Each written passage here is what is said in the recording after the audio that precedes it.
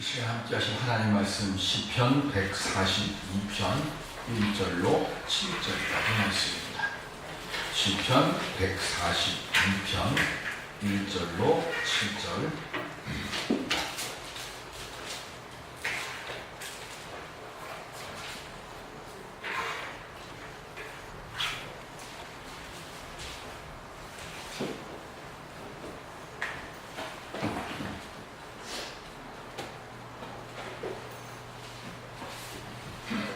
내가 소리내어 여호와께 부르짖으며 소리내어 여호와께 간구하는도다. 내가 내 원통함을 그의 앞에 토로하며 내 고난을 그의 앞에 진술하는도다. 내 영이 내 속에서 상할 때에도 주께서 내 길을 아셨나이다. 내가 가는 길에 그들이 나를 잡으려고 올무를 숨겼나이다. 오른쪽을 살펴보소서. 나의 아무리도 없고 나의 피난처도 없고 내 영혼을 돌보는 이도 없나이다.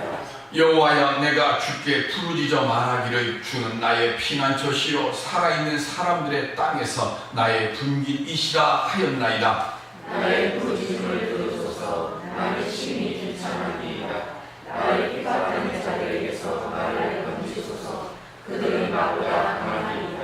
내 영혼을 옥에서 이끌어내사 주의 이름을 감사하게 하소서. 주께서 나에게 갚아 주시리니 의인들이 나를 들으리이다. 아멘. 주님 주시는 평안과 소망의 문이 이 시간 우리를 향해서 활짝 열려질 수 있기를 축원드립니다. 컴퓨터 시험을 보느라고 집에서 엄마가 열심히 타자 연습을 하고 있는데 5살 된 딸아이가 와서 엄마한테 말합니다. 엄마 지금 뭐해? 그랬더니 응, 엄마 지금 시험 공부하고 있어. 그런데 자꾸 시험에 떨어져서 속상해 했어요. 그랬더니 5살짜리 딸아이가 엄마를 바라보면서 웃으면서 이렇게 말합니다. 엄마 괜찮아.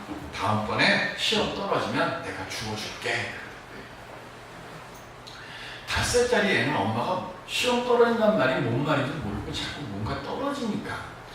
그래서 그것 때문에 속상하다고 하니까 이 아이는 자기가 할 수 있는 거 내가 주워줄게 라고 이야기를 했어요. 근데 이 말을 곰곰이 생각해 보면서 오늘 예배를 드리러 온 우리들이 이 아이가 엄마에게 한 말처럼 오늘 하나님께서 너희가 실패하고 넘어지고 아프고 힘겨워할 때 걱정하지 말거라. 내가 너를 지켜줄게 하는 그 은혜의 음성으로 오늘 우리의 귓전에 들려질 수 있으면 예배를 드리는 이 시간에 주님이 나와 함께하고 계심을 내가 그 숙결을 느끼고 있으면 우리의 삶에 얼마나 큰 은혜와 힘과 능력과 복이 되겠습니까? 오늘 예배를 드리러 온 우리들의 마음속에 비록 실패하고 비록 넘어지고 비록 아프고 비록 힘겨워하더라도 주님이 나와 함께 하시고 그 모든 어려움들과 힘겨움들을 이겨갈 수 있는 새 힘을 얻고 은혜 가운데 찬송하며 오늘 우리의 삶의 자리로 돌아갈 수 있는 우리 모두가 될 수 있기를 주님의 이름으로 축원드립니다. 그럼 우리가 어떻게 하면 그렇게 은혜의 승리의 길에 머무며 살아갈 수 있을까요? 저는 오늘 시편 142편 다윗의 기도를 통해서 그 은혜를 함께 살펴보고자 합니다. 시편 142편 9제에 보면 이렇게 써 있습니다. 다윗이 굴에 있을 때에 지은 마스길 곧 기도 이렇게 써놨습니다. 다윗과 관계되어 있는 동굴이 2개가 있습니다. 첫 번째는 아둘람이라고 하는 동굴이고 이건 조금 이따 말할 거고요. 두 번째가 사울로부터 피신나고 사울의 목숨을 죽일 수 있는 데 살렸던 그 이야기가 언급되어 있는 엔게디의 동굴이 나옵니다. 그런데 어느 동굴에서 지금 다윗이 이 노래를 부른지는 몰라요. 그러나 분명한 것은 다윗의 마음이 지금 너무나 큰 괴로움으로 가득 차 있다는 것입니다. 그 동굴 속에서 괴로움과 어려움을 이기기 위해서 하나님께 기도하는데 그 기도하는 중에 깨달았어요. 마스길이라고 하는 말의 뜻이 바로 그겁니다. 고난과 환난 중에 그 고난과 어려움을 이기려고 하나님께 기도하다가 깨우쳐서 그 은혜를 가르치기 위해서 쓴 시, 그게 마슬이래요. 지금 다윗의 상태는 원통함과 억울함이 그 마음에 가득 차 있습니다. 우리 다윗의 이야기 잘 알죠? 장인인 사울이 그 3인인 다윗을 시기해서 그 시기의 마음서부터 질투가 생기고, 질투로부터 뭐가 생깁니까? 불안과 염려와 두려움이 생기고, 그래서 그 두려움 때문에 지금 다윗을 죽이려고 병사들을 내보내고 있습니다. 피할 길도 숨을 곳도 없는 그런 상황 앞에서 다윗은 오늘 시편 142편의 기도를 하나님께 드리고 있습니다. 하나님, 제가 할 수 있는 건 다 했지만 이제는 더 이상 어쩔 수가 없습니다. 어떡합니까? 하며 하나님께 자신의 안타까운 상황을 아뢰고 있습니다. 그 상황의 모습이 어떨까? 오늘 2절에 보면 내가 내 원통함을 이렇게 써 있습니다. 여기서 말하는 원통함이라고 하는 것은 히브리어로 시아크라고 하는 단어에서 나오는 건데, 이 시아크라고 하는 말의 원뜻은 덤불이라는 뜻입니다. 다윗의 삶에 고통과 원통한 일이 하나 둘이 아닙니다.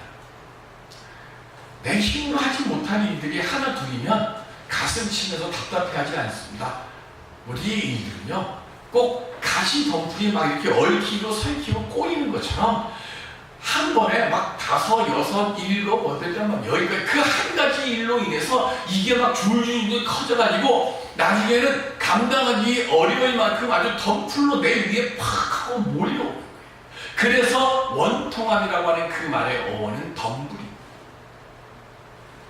사울의 지금 쫓기는 것만도 벅찬데 그 외에 지금 계속 2개, 3개, 4개, 5개 막 내 숨도 쉬지 못할 만큼 다윗의 막 숨을 모든 상태를 옥죄어오고 있어요.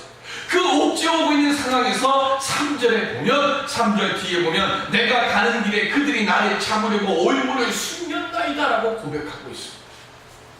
올무가 뭡니까? 덫이고 함정입니다. 우리 교회 마당에 아이들이 가끔 가다가 땅을 팝니다. 그래서 그 땅 왜 파니? 그랬더니 누구 빠뜨리려고 함정 만든다 그러면서 거기 파요. 그 뻔히 보이는 곳에 그 함정 파면 거기 안 빠져요. 애들 누구 빠뜨리겠다고, 동생 빠뜨리겠다고 함정 파는 곳에 잘못하면 어른들이 빠져요. 함정은 뭐합니까? 안 다니는 곳, 생소한 길에 함정 파는 거 아니죠. 늘 평소에 다니는 길, 토끼를 함정파는 게 제일 쉬운 것이, 토끼는 한 번 다니는 길만 하면 그 토끼는 죽을 때까지 그 길만 가요. 그러니까 토끼 잡을 때는 토끼가 어느 길로 가는가 그것만 유심히 살폈다가 토끼가 가는 길에 함정파 놓으면 백발백중 토끼는 다 잡히는 거예요. 올무도 마찬가지입니다. 그런데 다윗은 짐승이 아니죠. 사람입니다. 그럼 다윗을 잡으려고 땅 펴놓고 덮여놓고 이렇게 잡는 게 아닙니다. 그럼 다윗에게 내가 가는 길에 올무를 해놨습니다. 이 말의 뜻이 뭡니까? 다윗이 그곳에 가지 않으면 안 될 상황을 만드는 거예요. 내가 그곳에 꼭 가야 되는 거예요. 그게 함정이 있음에도 뻔히 알고 가지 말라고 막아도 그곳에 가는 거예요. 바울이 에베소 장로들이 당신이 이제 예루살렘에 올라가면 당신이 이제 붙잡히고 당신 죽습니다. 그래서 눈물로 장로들이 가로막을 때 바울이 뭐라 그럽니까? 나도 안다. 나도 아는데 내가 갈 수밖에 없다고. 그래서 서로 울면서 기도하고 그곳에서 떠나잖아요. 다윗에게도 마찬가지로 그렇게 피할 수 없는 길, 도망칠 수 없는 길을 딱 만들어 놓고 그곳에 다윗을 빠뜨리려고 올무를 쳐놓습니다. 그러면 누가 그렇게 합니까? 다윗에 대해서 생판 모르는 사람이 하는 게 아니라 다윗과 함께 있는 사람 중에 그 누군가가 배신을 해서 다윗을 그곳에 지금 몰아넣게 되는 거예요. 다윗과 함께하는 사람이 누굽니까? 사무엘상 22장 1절로 2절의 말씀을 보면 시작. 그러므로 다윗이 그곳을 떠나 아둘람 굴로 도망하매 그의 형제와 아버지의 온 집이 듣고 그리로 내려가서 그에게 이르렀고 환난당한 모든 자와 빚진 모든 자와 마음이 원통한 자가 다 그에게로 모였고 그는 그들의 우두머리가 되었는데 그와 함께한 자가 400명 가량이었더라. 아멘. 지금 다윗에게 누가 왔다고요? 원통하고 분하고 그리고 빚져가지고 거기 도저히 살 수 없는 사람들. 우리나라 황장엽 씨나 뭐 이런 분들이 그 북한에서 떵떵거리며 살던 사람들이 왜 우리나라로 옵니까? 북한에서 계속 살아서 떵떵거리며 사는데 여기 왔어요? 아니요. 더 있으면 죽을 것 같으니까. 그 도망쳐서 우리나라로 온 거잖아요. 다윗도 마찬가지.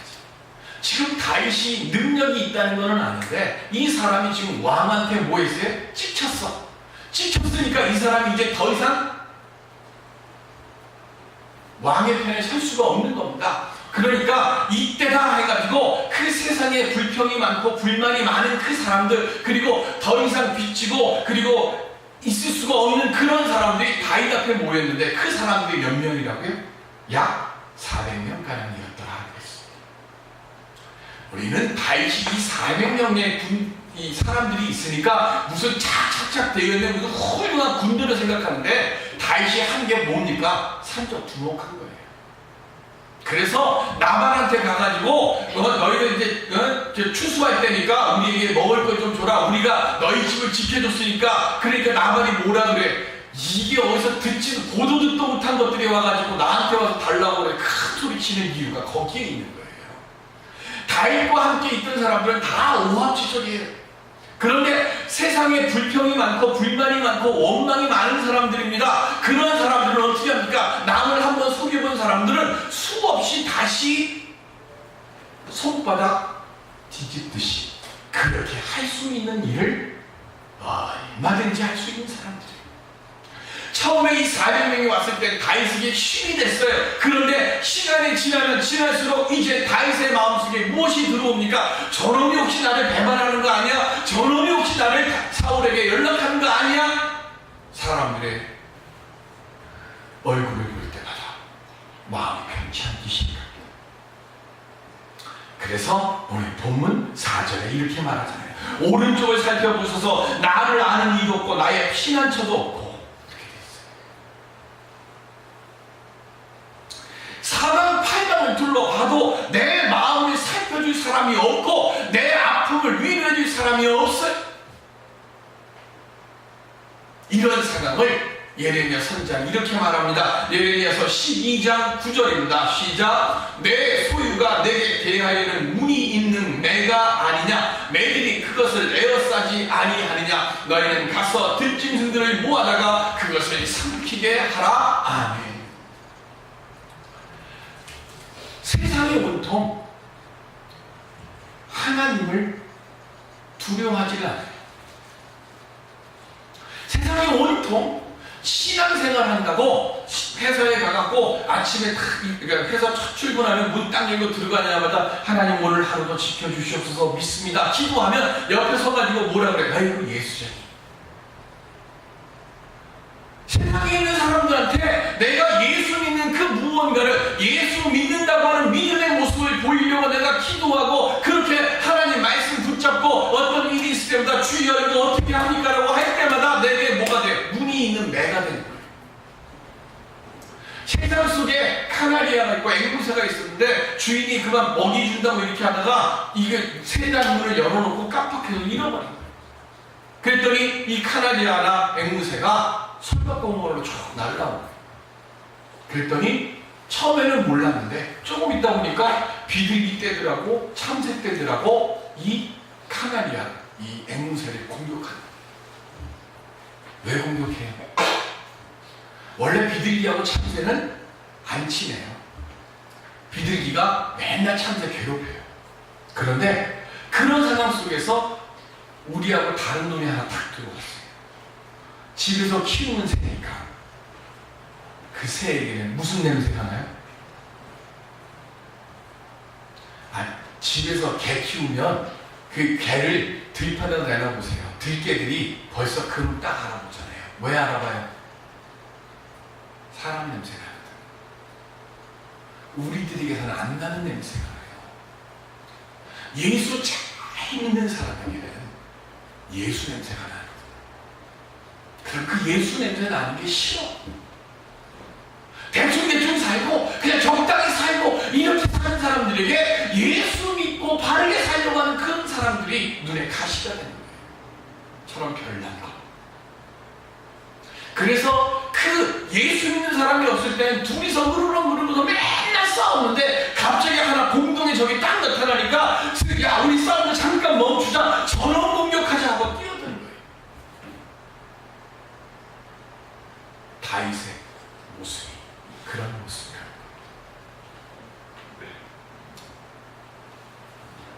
내 힘으로 이걸 이길 방법이 없어요. 그래서 6절에 다윗이 이렇게 고백합니다. 나의 부르짐을 들으소서. 나는 심히 비천합니다. 하나님께서 다윗에게 이르는 모든 도움의 손길들을 다 끊어놓으십니다. 억울하고 원통하고 분한데 아무도 내 말을 들어주는 사람이 없고 내게 힘이 되어주는 사람도 없고 도움을 베풀어 주려고 하는 사람도 없습니다. 고통과 아픔은 몰려오는데 내 힘으로 할 수 있는 게 하나도 없어요. 이게 지금 동굴에서 기도드리고 있는 다윗의 모습입니다. 그래서 다윗이 7절에 이렇게 말합니다. 내 영혼을 옥에서 이끌어내사. 다윗은 지금 자신이 철장 없는 감옥에 있다고 말합니다. 동굴 속에서 하나님께 기도하는데 소리를 못 냅니다. 왜 소리를 못 낼까요? 소리를 내면 동굴 밖에 있는 사울의 군사들이 자기의 소리를 듣고 잡으러 들어올까봐 소리도 못 내요. 속으로만 지금 삼키면서 주여 주여 주여 하는 기도하는 거예요. 가려고 해도 갈 곳이 없고 만나려고 해도 만날 사람이 없고 쉬려고 해도 쉴 수가 없어요. 이런 상황에서 어떻게 합니까? 우리 기독교가 왜 자살을 죄라고 합니까? 하나님을 믿지 않는 사람들은 이런 상황이면 그냥 목숨을 포기합니다. 그런데 하나님은 오늘 다윗을 통해서 우리에게 말씀하십니다. 죽고 싶을 만큼 힘들고 어려울 때 그때 내게 오라. 하나님을 향해 마음을 열고 하나님께 기도하라는 겁니다. 멋있는 문자 쓰는 게 아니라 그냥 하나님, 하나님, 하나님. 숨도 쉴 수 없을 것 같은 그 고난의 자리에서 다윗은 하나님께 구했고 그리고 하나님의 구원의 손길을 지금 기도를 통해 경험합니다. 신명기 2장 7절에 보시면 시작. 내 하나님 여호와께서 내가 하는 모든 일에 내게 복을 주시고 내가 이 큰 광야에 두루 다님을 알고 내 하나님 여호와께서 이 40년 동안을 너와 함께 하셨으므로 내게 부족함이 없었느니라. 아멘. 이스라엘 백성들이 광야 40년을 방황했습니다. 왜 방황했습니까? 누가 이스라엘 백성들을 광야 40년 동안 다니게 했습니까? 모세가 했습니까? 여호수아가 했습니까? 하나님께서 그렇게 하고 있어요. 하나님께서 약속의 땅 가나안 땅을 정탐하고 오라고 한 뒤에 그때 백성들이 모세를 원망하고 하나님을 원망하니까 하나님께서 그들의 마음속에 있는 불평, 불평과 원망과 그것이 바로 다 노예의 근성이고 노예의 습관이고 노예의 습성이라 그거를 내가 다 빼내게 하겠다고. 그래서 하나님께서 광야 40년 동안 이 백성들을 방황하게 했습니다. 그런데 그렇게 방황하게 하는 동안에 하나님께서 손 떼고 눈 떼고 돌아보고 계시지 아니었어요. 어떻게 하셨어요? 아침에는 만나를 주고 저녁에는 메추라기를 보내주고 돌을 쳐서 물을 내게 하시고 낮에는 구름 기둥으로 밤에는 불 기둥으로 백성들을 인도해 주셨습니다. 그러면서 하나님께서는 계속해서 한 가지만 원합니다. 하나님을 경외하라.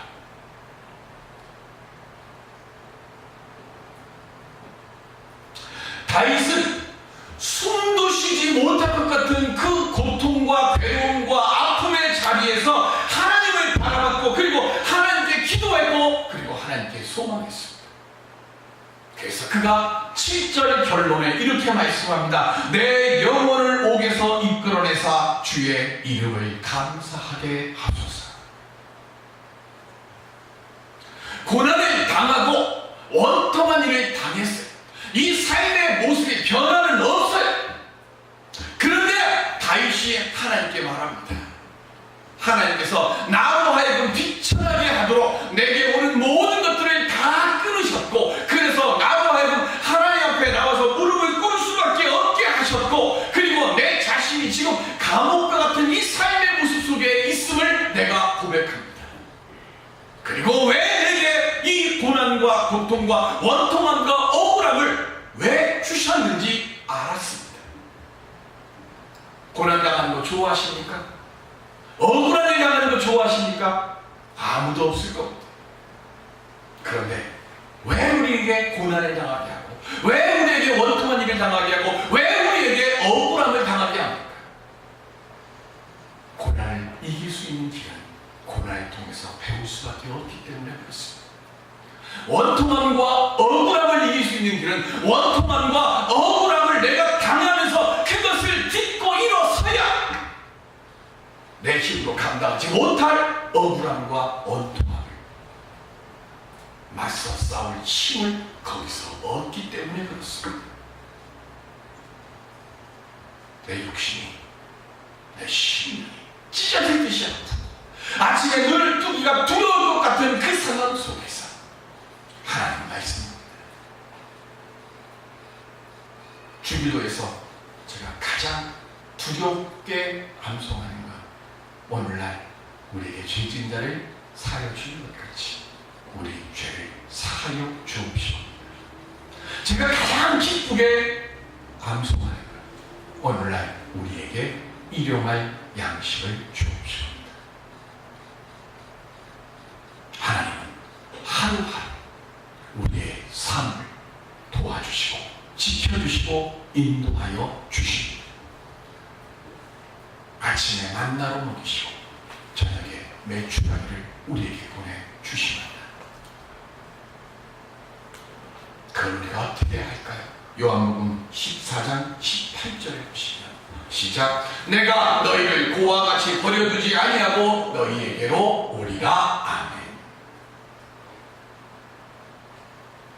세상 속에서 힘들고 지쳐서 마치 다윗처럼 수고와 괴로움에 감옥에 갇힐 것 같은 절망의 자리에 있게 될 때, 오늘 내가 너희를 고와 같이 버려두지 않겠다 하신 이 주님의 말씀 붙잡고 우리 다윗처럼 일어설 수 있기를 바랍니다.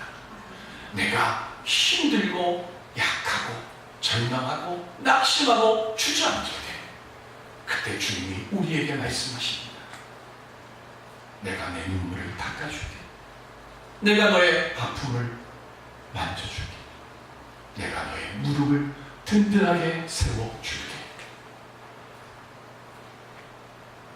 하나님의 뜻 안에서 참으로 기쁨의 은혜와 찬송 속에 우리 이 말씀이 내 힘이 되고 오늘 내가 있는 자리가 감옥이 아니라 감옥이 감사의 자리가 될 수 있게 하여 주옵소서. 날마다의 우리의 기도의 제목이 되시길 바랍니다. 베드로전서 4장 19절의 시작. 그러므로 하나님의 뜻대로 고난을 받는 자들은 또한 선을 행하는 가운데 그 영혼을 미쁘신 창조주께 의탁할지어다. 아멘. 오늘 우리의 근심과 염려를, 우리의 아픔과 우리의 간절함을 주님께 맡겨 버리십시다. 그리고 그 주님의 도우심으로 하나님 영광 찬송 부르며 하나님의 주시는 그 은혜의 축복된 길을 오늘 다윗처럼 옥에서 이끌어 나와 영광의 길로 우뚝 서며 하나님의 승리의 행진을 함께 행할 수 있는 우리 모두가 되시기를 주의 이름으로 축원드립니다. 기도하겠습니다.